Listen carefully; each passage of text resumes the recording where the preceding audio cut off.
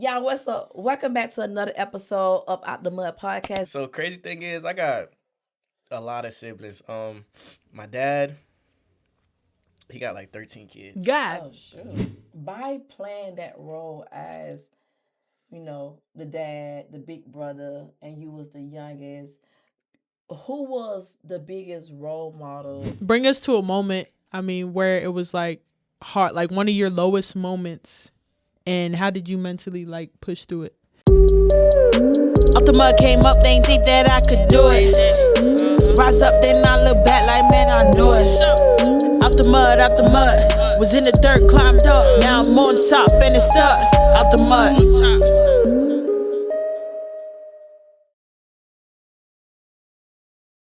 Y'all, what's up? Welcome back to another episode of Out the Mud podcast. This is your girl, Koko. And it's Hollyhood Tay. And today we have a special guest in the building, Obie. This is somebody who really is putting in work, staying consistent, and showing what it looks like to keep going even when life is hard. We're going to get into his story, his upbringing, the struggles he faced, and how he turned it all into a real come up. So make sure y'all tap in, stay locked in, and let's welcome our guest. Woo! That was fire. Thank you. All right, so before we get serious, we like to do an icebreaker. If your life was a movie, what would the title be and who would play you? I would say Denzel Washington. Ooh. I love. Wait, hold up. Actually, I take it back. Oh wait, because I love Denzel. Take it back. Washington. You can't take that Nah, back. I'll give it Denzel Washington. Yeah. I love Denzel. Okay, what would the title be? What the title would be? On the grind, for real. I love that. On the grind, on the grizzy. Keep going, got men on me. Let's go. So for the people who don't know you, tell us who you are and what you do. My name is Obie. 26 is CEO on all platforms. I do credit repair and I help people get business funding. Oh wow. Okay. That's what's up. Okay, so where are you from originally? And what was life like growing up for you? Okay, so I'm originally from Broward County, Florida. Broward. Yep. It's about 30 minutes north of Miami. Okay. Nice. Yeah, it's like because a lot of people don't know where Broward is. Mm-hmm. So I grew up in a single family home, just me and my mom, and I had like 4 other siblings. You know, humble beginnings. Yeah. Mm-hmm. What What ethnicity are you? Like, are you Haitian? Yeah, I'm Haitian. I knew it because I'm Haitian, but my brother, he's from Broward, so I'm like, yeah, that's where all the Haitians be. Straight Haitians, Jamaicans. You ask anybody from Broward where they from or what's their ethnicity? Yeah, Haitian, Jamaican. Yeah. That's it. for sure. Go there, Okay. then. Oh, Haitian dude. So humble beginnings. Like, did you have one parent household, 2-parent household? 1-parent household. Okay. It just my mom. And Gotcha. where do you fall at in reference to siblings? Like you the youngest, the oldest, the middle child? So crazy thing is, I got a lot of siblings.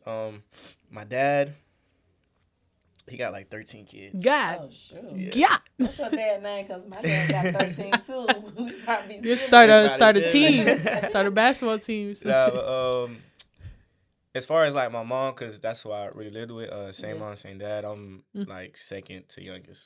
Oh, okay. Mm. Those second to the youngest and the youngest kids, they different. They hit different. They too. Yeah. It's 6 of us, so I'm the second to the oldest.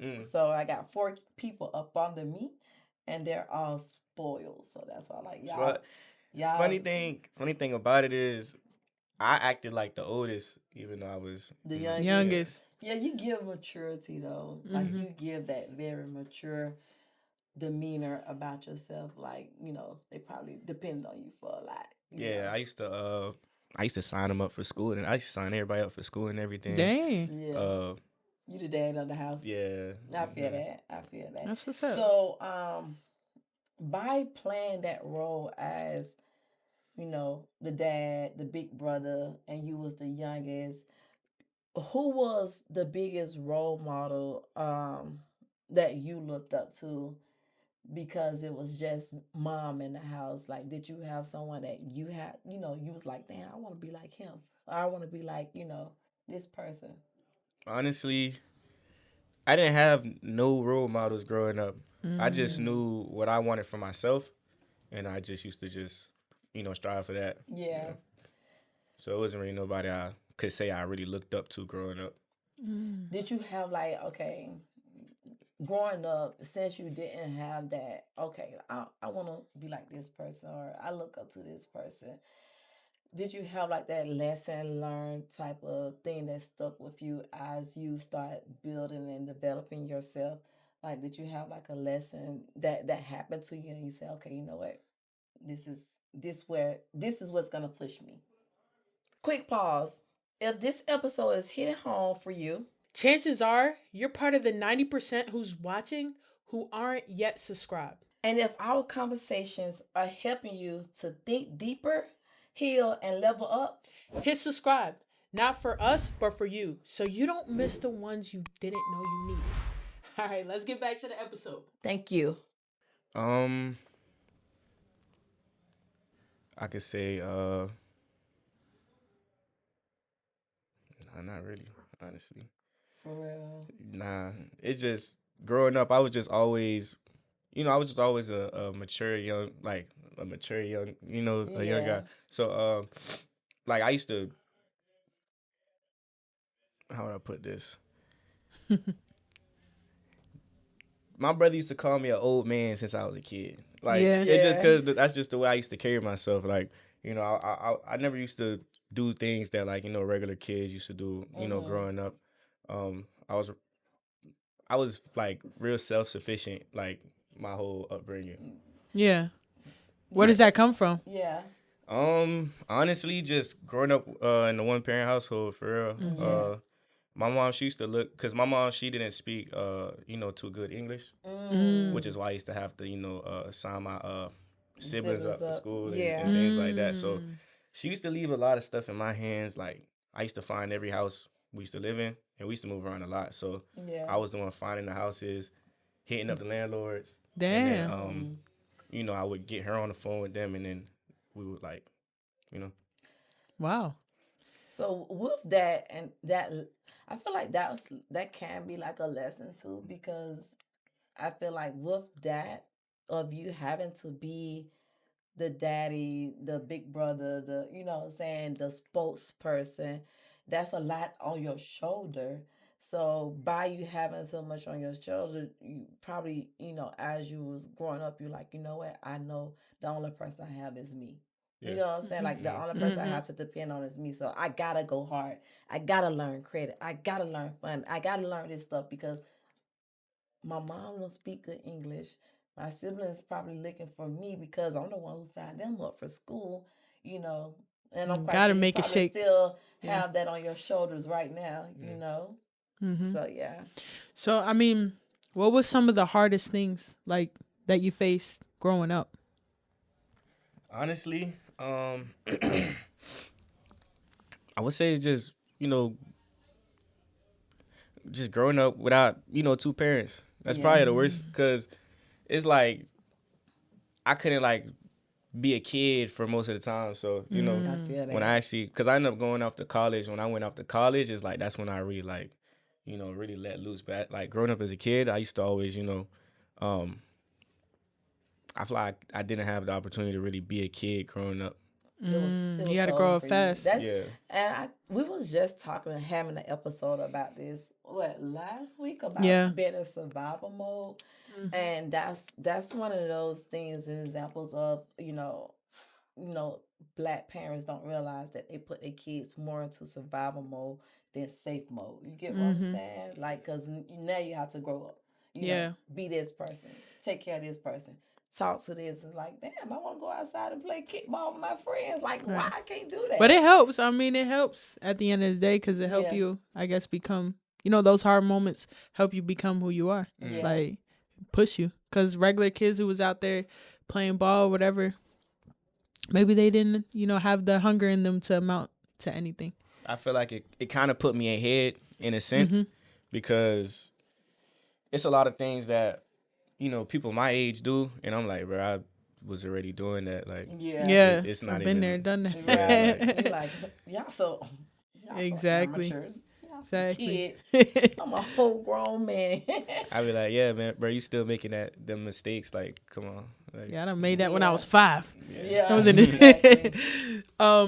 So like, bring us to a moment, I mean, where it was like hard, like one of your lowest moments, and how did you mentally like push through it?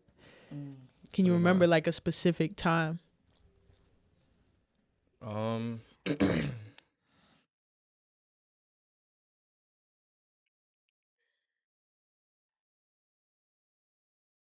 I could say, damn, that's a deep question. Hold on. She went line. She said we go get in your business. She went line. All right, hold on. Let me think. And it's safe space, you know. I mean, so my senior year of high school, my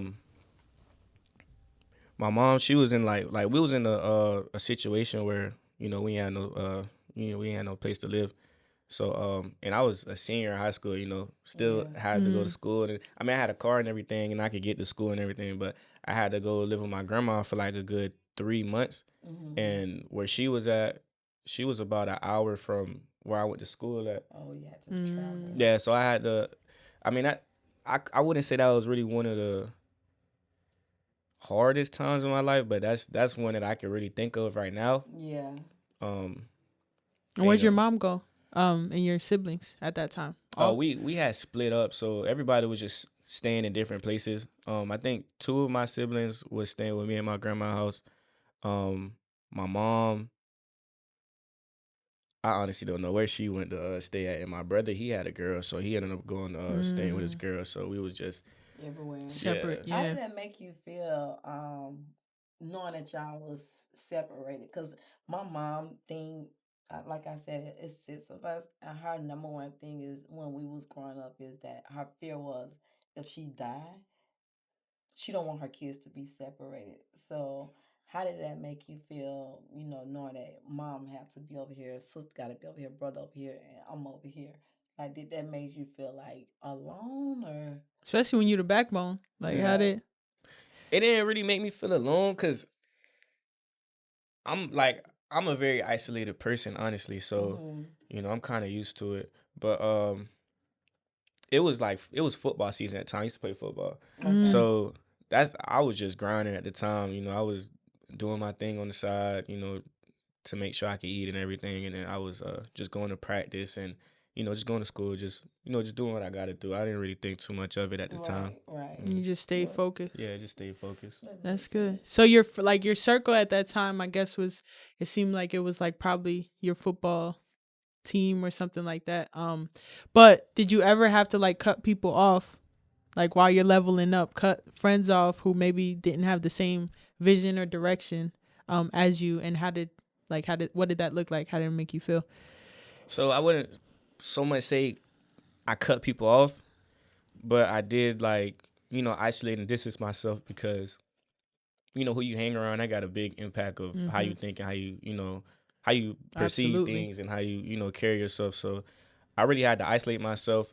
Fell into, you know, just a lot of YouTube podcasts, just you know, watching people who I, you know, in the positions that I want to be in. You know what I'm saying? So I wouldn't really say I had to cut people off, but I did like really distance myself from a lot of people who just wasn't on the same, you know, wasn't on the same time. And that's tough, being young and in college and stuff, or high school, and having to isolate.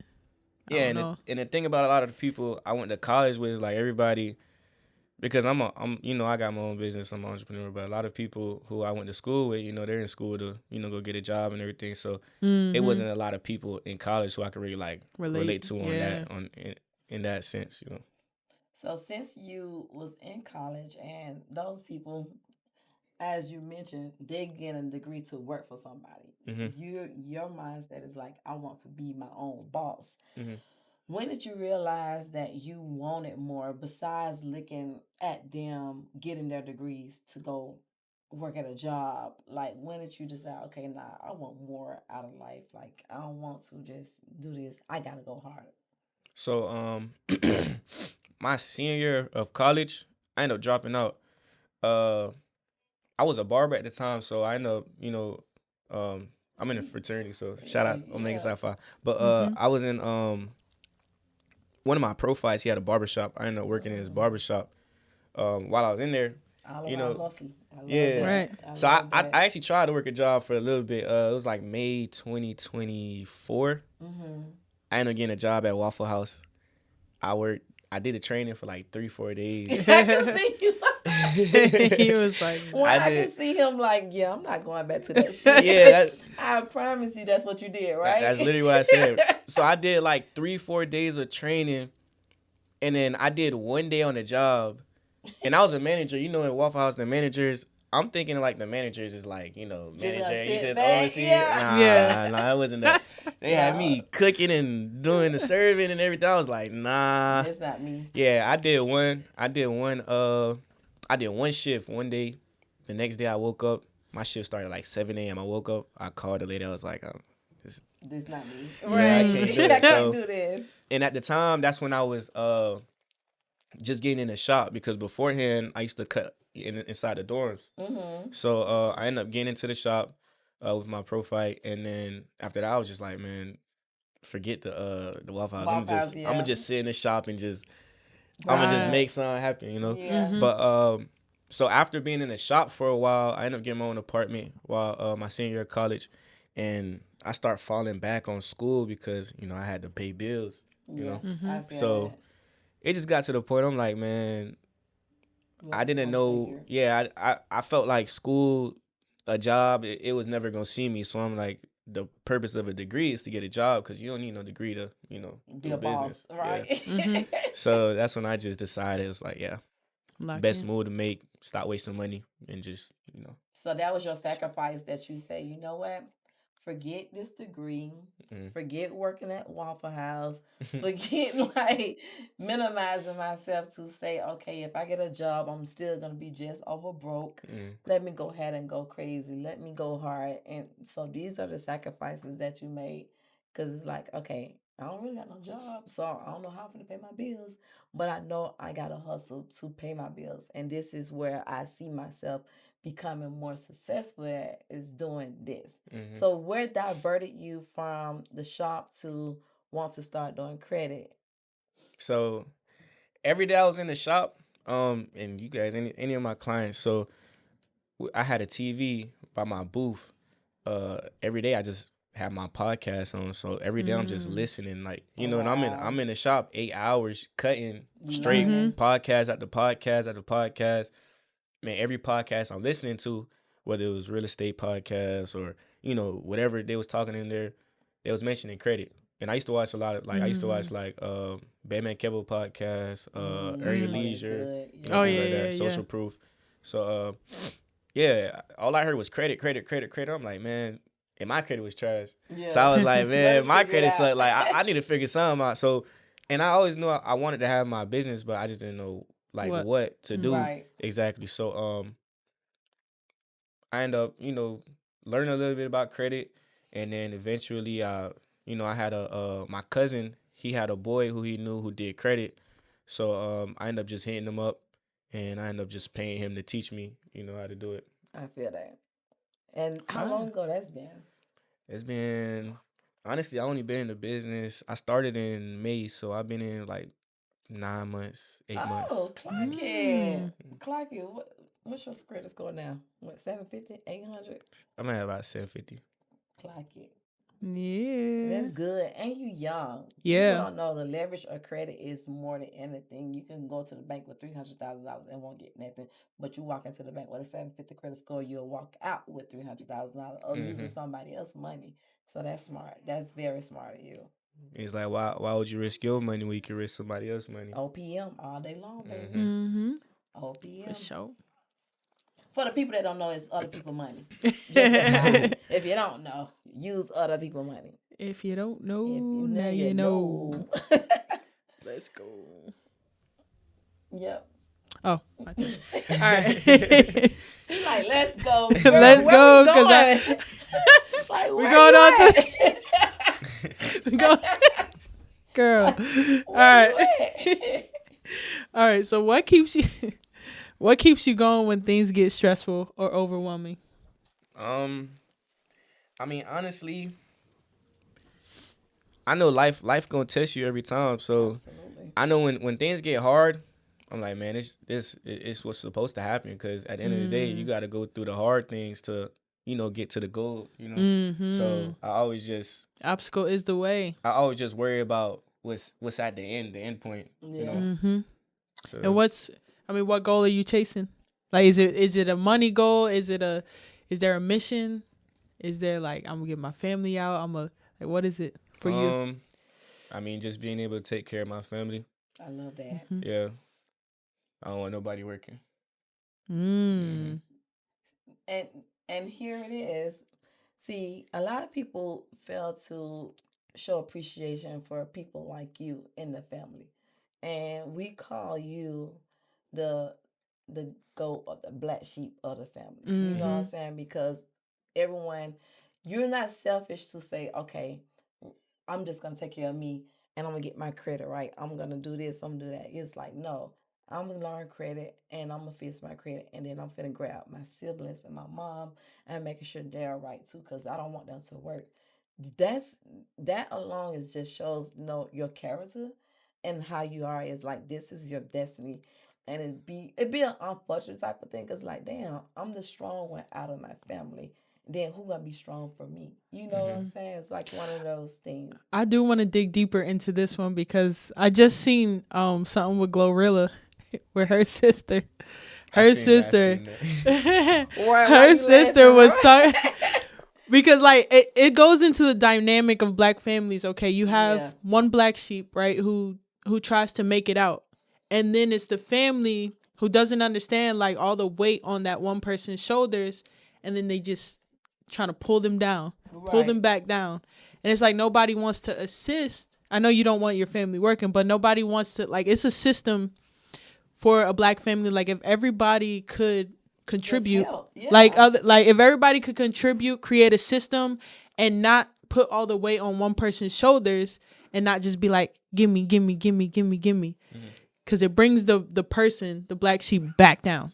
And nobody is able to get, to elevate. How do you feel about that? Like, maybe, like, do you think your family should contribute, or you just want to be the one that just handles everything? I mean, honestly, like I said, I'm a super isolated person, so I wouldn't say I don't work well with others, but I prefer to work alone. So, I mean, little things like helping, like, posting or like referring me clients, or maybe help me with a few things here and there. That's cool. But and you have 13 siblings. Remember that you have 13 siblings, so that's a lot. Crazy. I don't talk to all of them. Yeah. Okay. On dad's side, but yeah. On mom's side. Okay, so I'm taking care of know. mom, and is there any siblings that when you really, really, really get on that is good?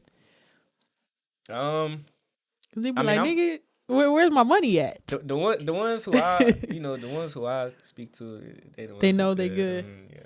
Okay. But everybody ain't just gonna be good.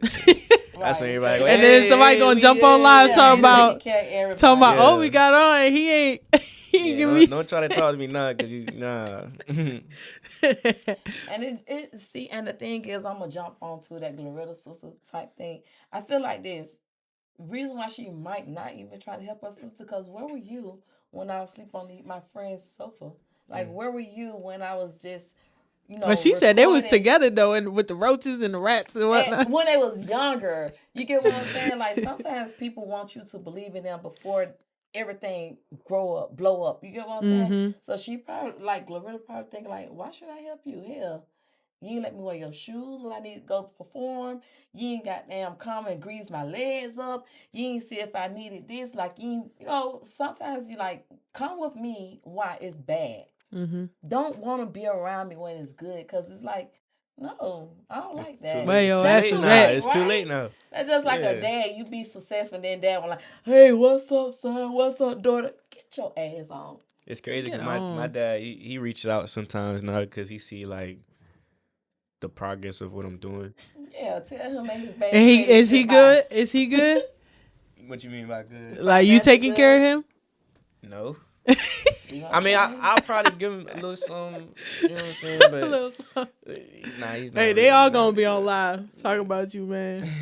Man, Obie got good credit. He can go to the bank and get me a house. He can get me a Man. car. Like, whoa, buddy, chill Yeah. out. Yeah, just chill out. Just It's too chill. much. Like, I feel like when people that haven't been in your life but come in your life and genuinely don't want anything from you, but just to show you they apologetic of not being present in your life, those are the people that, okay, yeah, I'm cool with you. I ain't gonna take care of your ass, but come on, we can talk. You know what I'm saying? Versus the one, you was supposed to give me $20,000. You was like, what? Why you feel so obligated? But you know, I Yeah. love your answer in reference to making sure that you're taking care of your siblings and stuff. So that's The ones top that tier. know know they good. Right, the ones In that your like, book. mm. So my question to you is, what advice would you give someone who feels stuck right now and they want more, but they just don't know what to do? Like, what advice would you give them? If they didn't know what to do, YouTube, everything. Bro, it's 2026. You can literally learn anything That's true. on the internet. Like information is is right true. there in your face. Like YouTube University. and then from YouTube, after you educate yourself on a topic that you really want to do, or you figure out what you really want to do, find somebody who's good in it or who's making some money in it and get mentorship. People be scared to invest in themselves. Like the game's sold, not told. You gotta pay somebody for the game. Talk about that. I like that. That was a good punchline. Game should be sold, not told. Nothing after it. Got room you keys is to an the old man. medicine. That's a real old man slogan. That's what's up. Okay. OG on the block. Hey, youngin, the game is sold, not told. Like, okay, Thanks. I like him. That's what's up. I like that. So along with that, what's something you learned the hard way that changed you forever? Like if you everything you don't went through, being like, what's that one thing like, okay, yeah, this changed me forever. Damn, that's a deep question too. Alright, something I learned the hard way.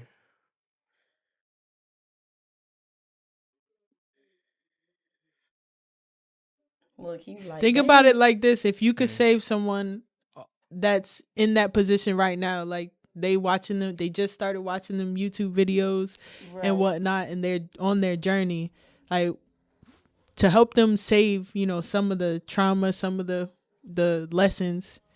What can you do to help them shortcut that?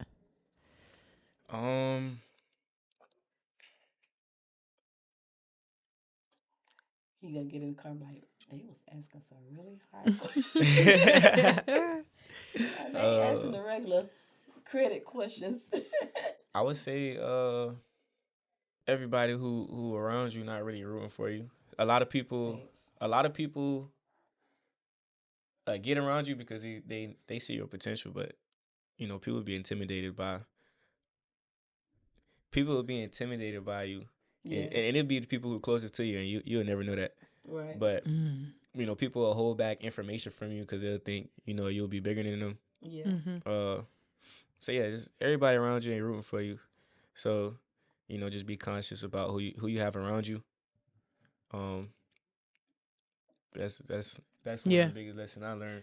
That's a good one. I love that's a good one. That is a great one. You have to definitely make sure that you secure your peace first and foremost. Secure your mind, because it's a lot of, the more you grow, the more money you make, the more people gonna be grabbing, the more snakes show.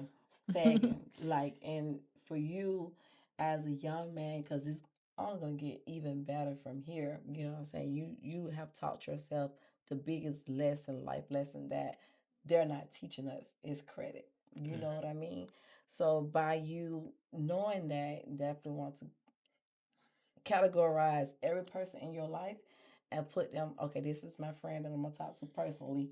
This is my friend I'm only gonna tell a little bit to. This is my friend I'm never telling absolutely nothing to. You know what I mean? Because it's like sometimes, say for instance, you have that moment like, damn, I just did this call thinking I'm finna get this person to sign up and spend $5K. They don't spend it. You tell this to your friend, they could be happy that you ain't making this money. You get what I'm saying? But then you tell that friend that's always cheering for you, it's like, that friend I gotta tell my stuff to. So definitely you said the right thing right there. It's definitely be on that safe side. So tell us what's next for you. Like, what goals are you chasing now? What's next?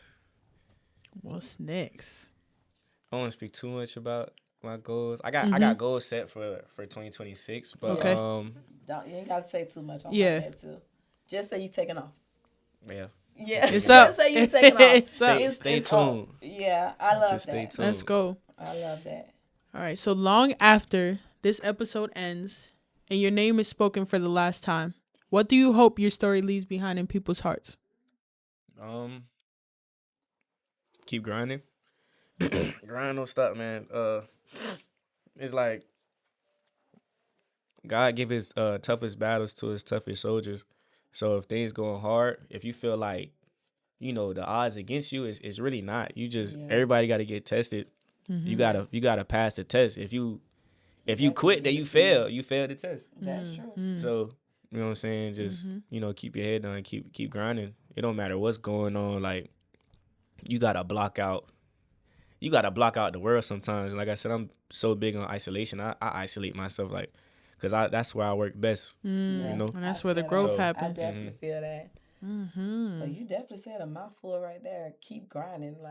Like you said, God is always going to give us a test. And it's up to us to be like, okay, I can handle this, God. Let's do it. You just get stronger. I'm going to fold and be like, nah, I don't want to do this no more. Because when it get hard, that's when a lot of people fold on you. You know what I'm saying? That's when some people fold on themselves. That's exactly. Yeah. So it's just one of those things. Okay, so like you've been dropping these gems. For sure. Oh man, Obie baby. Where can people find you, follow you, and support you for all that you got going on? 26 the CEO on all platforms. I think I'm on TikTok, YouTube, Instagram. That's 26 the CEO. Period. Okay. First and foremost, thank you. Thank you for all of the gems. Thank you for being open with us. But I have to ask you, if you had to give advice and go back and talk to the younger you, the younger Obie, who had to be the big brother, the dad of the house, the spokesperson, the protector, the person who realized like college is not for me, the person who struggled but still came out on top. If you had to go back and give advice to young Obie, what advice would you give him now that you learned all that you have learned now? Slow down. When I was young, I was moving fast. Doing a lot of stuff I wasn't supposed to be doing, hanging around people I wasn't supposed to be around. And, even though I played football kept me out of a lot of trouble, but I was still getting into trouble, doing stupid things, here and there. Yeah. So I'd say, like, just slow down. Man, listen, this was a powerful conversation. First off, I want to thank you again for coming on and really being transparent with your story, because a lot of people need to hear this. And to everybody watching and listening, I hope y'all took notes, because this wasn't just an interview. This was motivation. If you enjoyed this episode, make sure y'all like, comment, subscribe, and share this with somebody who needs that push. Drop in the comments what part of his story hit you the most, and we'll see y'all on the next episode. Thank you so much, Obie. Oh, man, Obie in the building. Oh, man, Obie. Oh, man, Obie.